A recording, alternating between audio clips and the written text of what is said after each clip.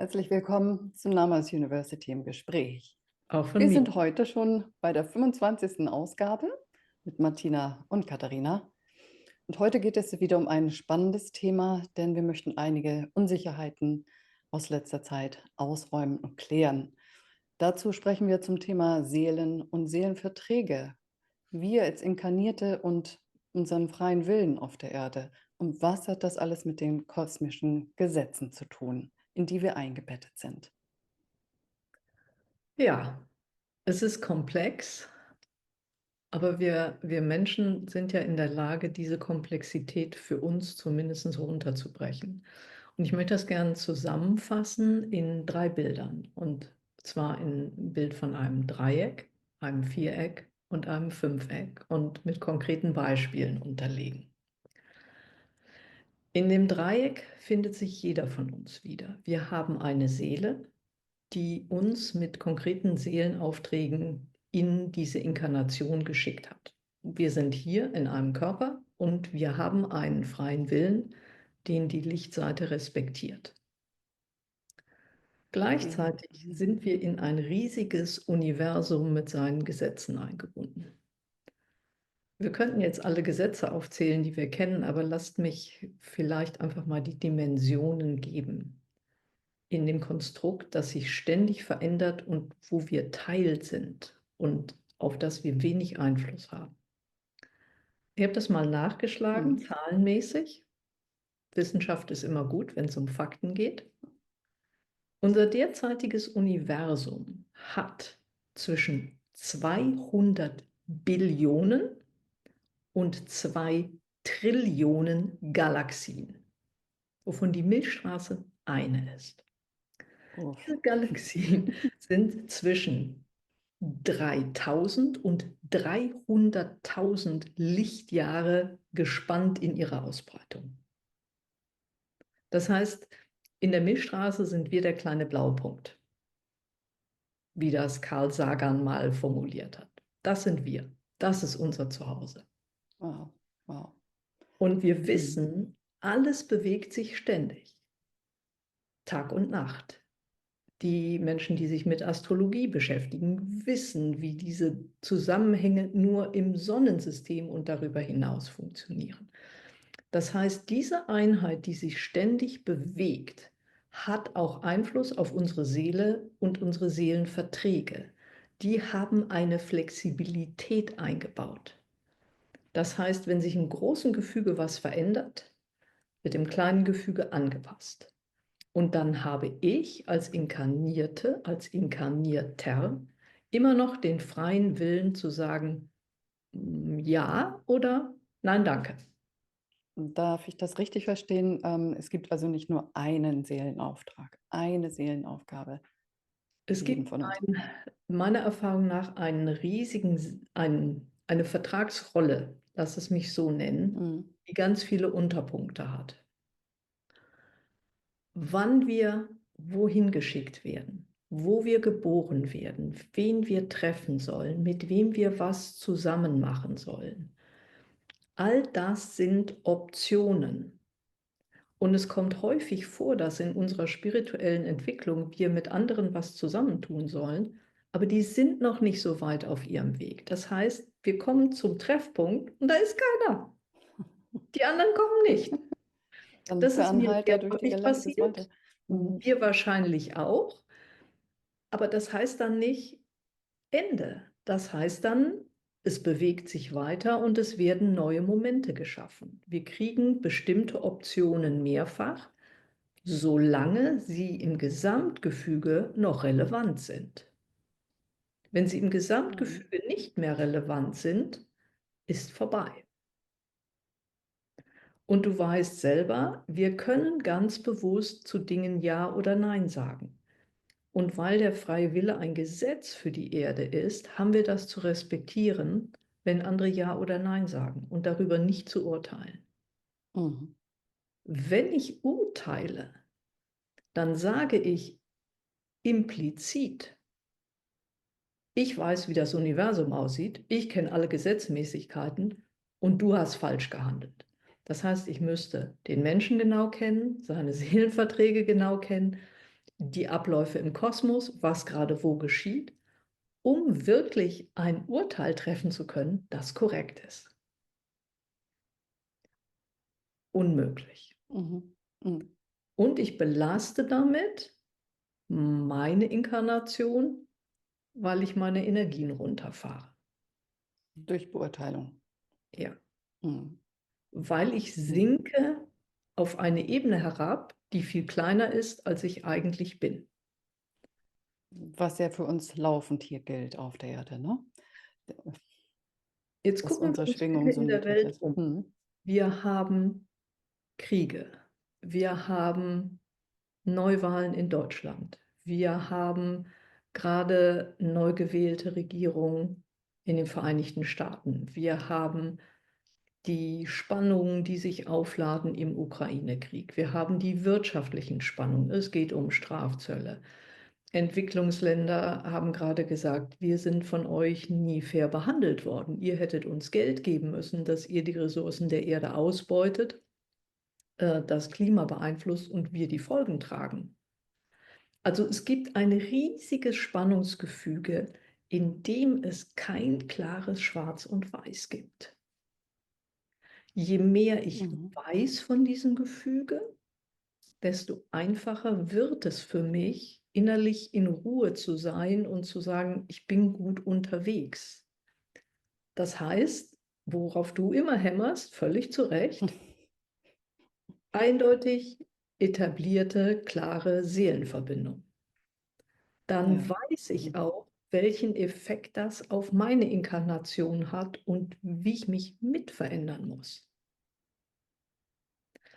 Als der Sanat Kumara und Joshua mich vor etwas über 4 Jahren gefragt haben, würdest du nach Aachen gehen, hätte ich Nein sagen können. Ich hätte sagen können, ihr habt mich jetzt nun wirklich genug um die Erde geschickt. Nur ist gut. Wäre ich dann woanders glücklich geworden? Wahrscheinlich nicht. Es hätte nämlich nicht mehr mit seinem Seelenvertrag und den Optionen, Mhm. die da drin waren, übereingestimmt. Ja, ja. Ja, da hast du sicherlich ein Seelengespräch geführt und Ich wahrgenommen, was deine Seele wollte. Ich führe die Mhm. regelmäßig, weil ich Mhm. natürlich auch wissen will, wie kann ich am besten meinen Dienst leisten und was Mhm. muss ich alles wissen, um das tun zu können. Ja. Da Geht es geht, nicht, bitte, Entschuldigung, geht es nicht letztlich für jeden von uns darum, hier einen Dienst zu leisten? aus meiner Sicht ja. Wir haben 2 Dinge. Wir haben einmal die persönliche Lernkurve, Mhm. Dinge, die nur uns betreffen für unsere weitere Entwicklung.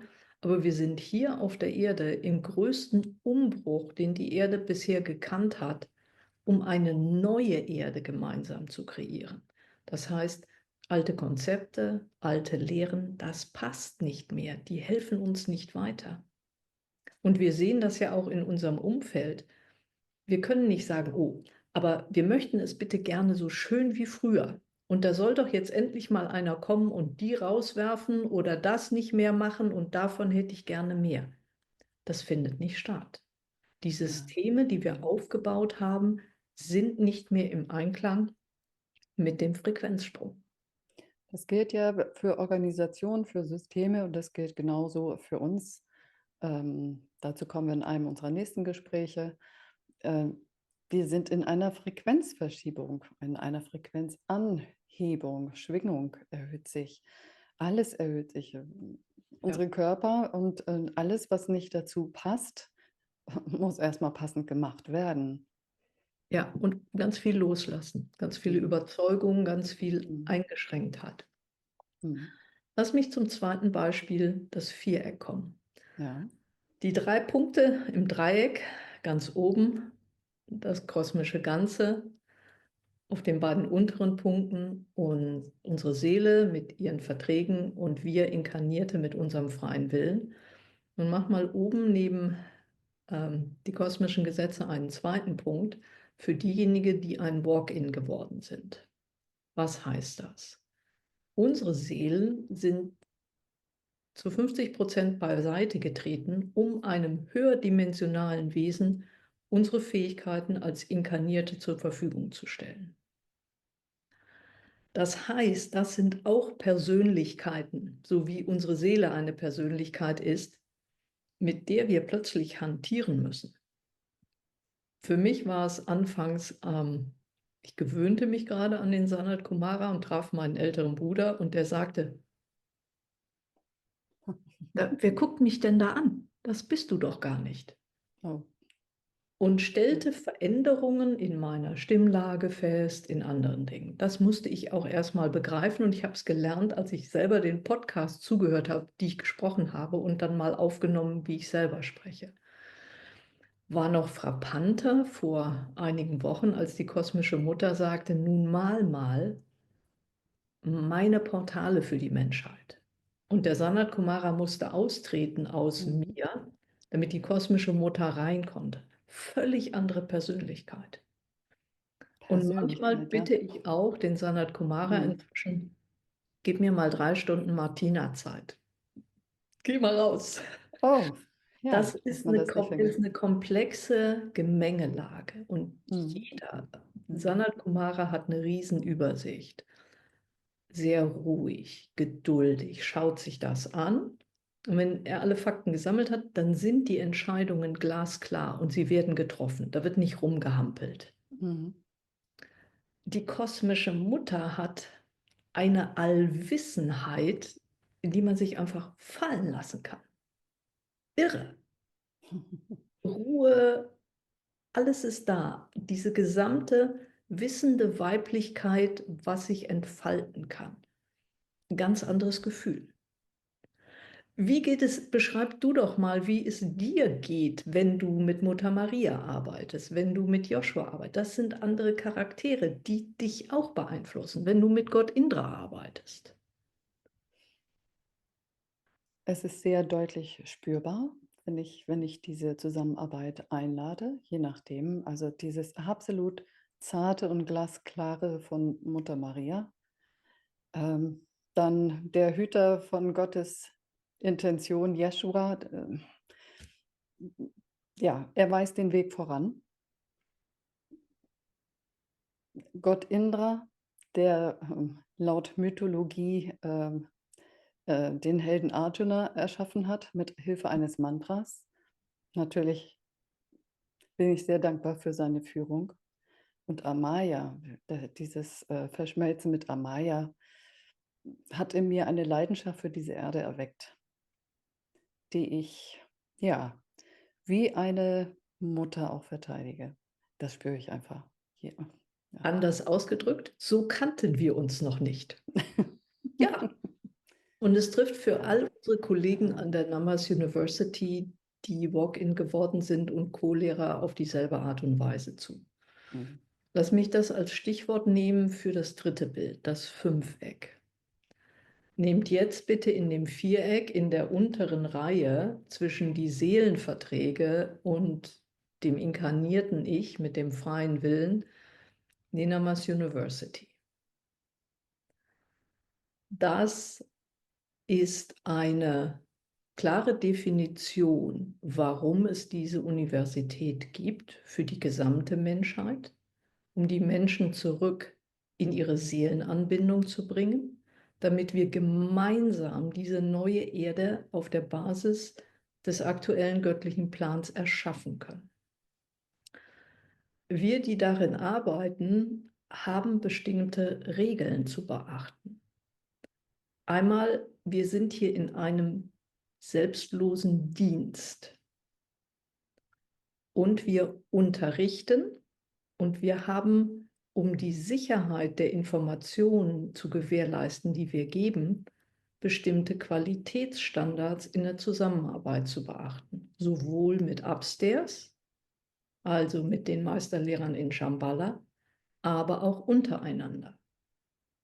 Beispiel: Informationen, die wir kriegen von den Meisterlehrern, checken wir mindestens mit einer Person gegen, in der Regel mit zwei. Standard. Namas University ist noch keine 2 Jahre alt. Das kann man vergleichen mit einem jungen kleinen Unternehmen. Da müssen sich die Dinge noch finden. Und nun haben wir Menschen in Namas University gehabt, die festgestellt haben, Lehrer das bin ich eigentlich nicht. Oder dieses ständige Rückkoppeln um der Sicherheit willen, das ist mir zu mühsam. Ich weiß eigentlich schon, wie es geht. Und wenn das passiert, dann scheidet jemand aus Namas University aus, egal wie fähig in anderen Bereichen. Entweder weil er oder sie selber sagt, nee, das ist nicht mein Ding. In meinen Seelenverträgen wird es eine andere Option geben. Mhm. Oder die Gruppe sagt, das geht nicht. Sowas kann man einmal machen aus Versehen, aber das geht nicht. Wenn Namas University 50-jährigen Geburtstag feiert und eine große Einheit geworden ist, dann werden diese Strukturen auch sehr viel verfestigter sein. Das hat dann wieder andere Herausforderungen. Und in diesem Gefüge begibt sich jeder, wo zwischen Seelenvertrag und freier Wille eine ganz konkrete Aufgabe tritt. Bei uns ist sie Namas University. Darüber hinaus ist sie für dich als Heilerin auch eine Zwischenschnittstelle zwischen Seelenauftrag und freiem Willen. Da gibt es bestimmte Dinge, die du können musst, die du ausführen musst, Qualitätsstandards, an die du dich halten musst. Gilt für mich, wenn ich Portale male, die Qualität der Materialien, die ich aussuche, das Umfeld, den Raum energetisch gestalten, in dem das stattfindet. All das sind Einschränkungen, die wir akzeptieren müssen. Wenn ich in einem Unternehmen arbeite, das weißt du, das weiß ich aus der Vergangenheit, jedes hat eigene Kultur. Und darin muss ich mich finden.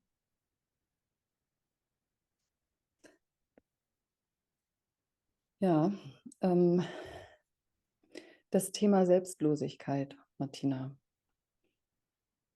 Ich glaube, das bezieht sich natürlich nicht nur auf uns an der Namas University, sondern im Grunde bezieht es sich auf alle, die wir ansprechen wollen, oder? Es geht um ein selbstloses Thema, in dem man seine Seelenaufgabe lebt. Wenn es den Teil der Seelenaufgabe ist, der nicht uns persönlich betrifft, wie zum Beispiel Geduld, lernen, geduldiger zu sein, kann eine pure Aufgabe für für eine Inkarnation sein. Aber letztendlich, wir sind hier, um eine neue Erde zu gestalten. Wenn ich meine Eigeninteressen an die erste Stelle setze, frei nach dem Motto, das tut mir gut, nach mir die Sinnflut, Mhm. dann sieht diese Erde so aus, wie sie gerade aussieht. Ja. Das heißt, ich brauche eine Kette von selbstlosen Entscheidungen, einander dienen. Ohne die wird es nicht gehen. Also Mutter Maria würde jetzt sagen, dann setze doch die Intention, lass meine Seele mich führen, welche selbstlosen Entscheidung ich treffen sollte, Ja, um selber auch glücklich zu sein, aber natürlich auch, um etwas für mein Umfeld zu tun, sogar für die Erde zu tun. ja, bin ich völlig bei dir und auch bei Mutter Maria. Darum geht es jetzt. Wir haben ja auch gelernt, dass in unserer Intention quasi schon die Erfüllung liegt. Wie sagen wir immer, spirituelle Wünsche werden erfüllt. Ja, Manchmal ist es ein etwas längerer Weg dahin, weil vorher weil muss vielleicht noch aufgeräumt werden. ja, oder im Gesamtgefüge der richtige Zeitpunkt noch nicht da ist. Ja, ja. Oder wie bis vor kurzem ganz bewusst dunkle Kräfte dagegen arbeiten. Mhm. Aber wir müssen wissen, wir sind Teil von Amaya, Mutter Erde. Mutter Erde rotiert ziemlich langsam. Ja, es ist langsam, aber stetig. Also runterfahren und sich daran angleichen, sich erden. Ja. Das hilft möglicherweise auch etwas geduldiger zu werden. Und zu verstehen, dass es nur einen Moment gibt, in dem ich wirklich Einfluss habe. Und das ist der heutige Tag. Gestern ist vorbei, morgen kommt noch. Das heißt, heute im Hier und Jetzt, das ist der wichtige Tag, an dem ich die Dinge entscheiden und tun kann. Ich kann, wie du sagst, die Intention setzen, im Dienst der Erde tätig zu sein. Und morgen fange ich dann mit konkreten Schritten an, indem ich mich an meine Seele wende und sage frühmorgens, was gilt es heute für mich zu tun? Genau. Und genau das funktioniert. Ja, Die Nachrichten kommen und damit ist eigentlich schon alles getan. ja, Natürlich, und dann tun wir. dann tun wir. Und ich glaube, Ja. damit ist auch für diese Sendung, die 25. heute, genug gesagt. Dann gehen wir jetzt mal an die Arbeit. Gut, und wir sehen uns Ins bei der Tun. 26. wieder und tauchen vielleicht noch mal tiefer ein in Basisverständnis, Mutter Erde, wir, Zusammenspiel. Und dann nehmen wir mal deine Perspektive. Wie wäre das? Sehr gerne, Martina. Ich freue mich schon. Bis Bis dann dann. alle zusammen. Tschüss. Tschüss.